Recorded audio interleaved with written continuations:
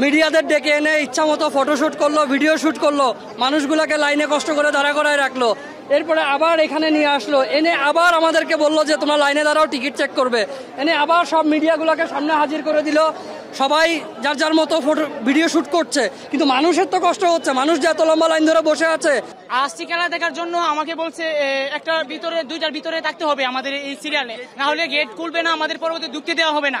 কিন্তু আমি আসছি 1টা বাজে, এখন বাজে হচ্ছে 2:25, এখনো ঢুকতে দেওয়া হচ্ছে না। বাফুফে কালকে ফেসবুকে একটা ব্রিফিং দিছে যে 2টায় গেট খুলবে, কিন্তু এখন 2টা ওভার হয়ে গেছে, কিন্তু এখনো তারা গেট ওপেন করে নাই। তাহলে তারা ওই ব্রিফিংটা দিল কেন? বিড়ম্বনা আমি মনে করি, কারণ যেহেতু আমাদেরকে বলা হয়েছিল গেট 2টায় খুলবে, আমরা সেই 1টা থেকে এসে লাইনের জন্য ওয়েট করছি। তো এখনো গেট খুলে নেই, হয়তোবা কোনো ইস্যু।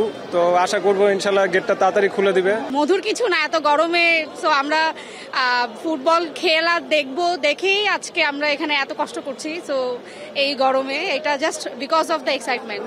ফেডারেশনকে বলবো আরেকটু সাস্টেনেবল প্ল্যান করার জন্য, কারণ এটা যদি আমরা সাস্টেনেবল না করি, দেখা যায় যে বিদেশিরা যদি পারফর্ম না করে বা যদি এটা বন্ধ হয়ে যায় আসা, তখন কিন্তু বাংলাদেশ ফুটবল আগের যেখানেই ছিল সেখানেই থেকে যাবে।